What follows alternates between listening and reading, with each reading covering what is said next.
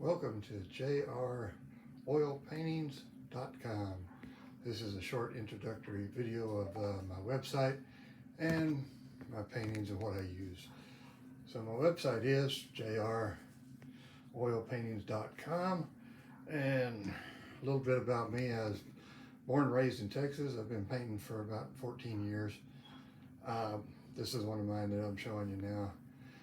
And the purpose of this video is just to tell you a little bit about what I do. I do a wet on wet technique. Somebody made this popular, back in the 80s and 90s, but technique's been around quite a while. I use oil paints because I think they're a little more forgiving, and I've tried watercolors and acrylics.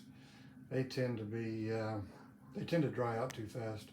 Can't fix any mistakes that I make on my paintings. And believe me, I make mistakes on my paintings. So everybody does, especially when they're first starting out. Now, purpose of the website is, well, first off, to sell some paintings, and also to try and pass on a little bit of knowledge that I have about how to do this kind of thing. So I'll teach you some basic techniques. I plan on putting some of these videos on YouTube at some point. I got to figure out how to do that and get a little steadier camera person. My hands are a little shaky sometimes. So, a little bit about the tools of the trade that I use. I just use the basics, kind of like these right here. Little old 2-inch brush, 1-inch brush, the 1-inch oval. See how it's rounded at the tip? These brushes right here make beautiful trees with very little practice. You can make a really beautiful tree with that one, or this one, the full-size round. It's kind of oval shaped, but it makes a really nice tree and or bushes. And then you got the half-size round, same shape, just a little smaller, easier to handle. Makes really nice bushes and trees as well. And then you got the 2 fan brushes. The number 6 is the bigger one, and then you got the number 3, which is a slightly smaller. These you can do multiple effects with these: clouds, trees, bushes, water, you name it. You can just about do anything with these 2 brushes right here. The last brush that I use is this little fella right here, a script liner brush. It does the fine details. A lot of hair in those, but nice long bristles. Works great. All these are natural bristle brushes. I can't talk. I also use the large palette knife and a smaller palette knife. They do you can paint a whole painting with those knives if you wanted to. I personally don't like the looks of them, but you can do it. A lot of practice. Anybody can learn how to paint. It just takes a little bit of knowledge and a whole lot of practice. I've been doing this 14 years, and you should see some of my first paintings. I'll show them on here one of these days, but right now I've thought I'd give you one that looks halfway decent. And the colors I use are these right over here. Let me back up just a minute. Oh, and you also need a really good stout easel, because you do a lot of movement and stuff on this little sucker, so you get a lot of pressure on here. But these are the basic colors that I use. We'll start from the top and work our way down.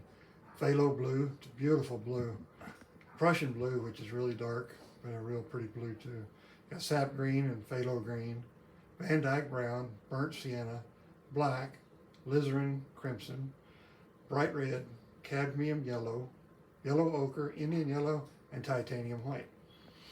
Now you can use any colors you want, but these are the ones that I've had better luck with. And excuse me.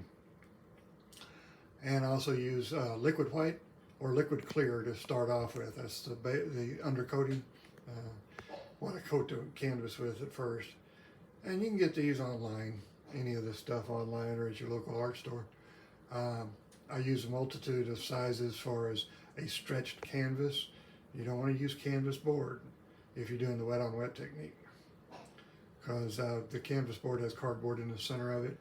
Tends to dry out your undercoating, and then you're just painting on a board. It's a little more difficult. At least I find it that way. Now, a lot of you don't think you can do this, but you can. Anybody can learn how to paint. But I urge you, give it a try if you ever wanted to. And if you don't like my technique or the way I do things, search out other ones. There's a lot of artists out there that know what they're doing and can instruct. Just try different ones. Check it out. Try watercolor, try acrylic, try oil paints. You'll have to forgive my dogs in the background. They don't know what be quiet means. So I'm in my home studio here. That's going to be the really short version of my introductory video. Like I say, I should be able to get some more on here, the how-tos. We'll start with the sky or trees, mountains, stuff like that. And eventually I'll put some full-length videos out on YouTube. So give us a look, give us a listen, and give it a try. I think you'll enjoy it. I know I do. So for now, I want to sign off and post this on my site. So feel free to look through all my paintings. If you see something you like, give me a shout. If you see something, if you don't see anything you like, but you'd still like to have one of my paintings, give me a shout, because that ain't all I've got. I've got plenty more. Those are just the ones I've put up for now. So, and for now, that's it. We'll talk to you later. Bye.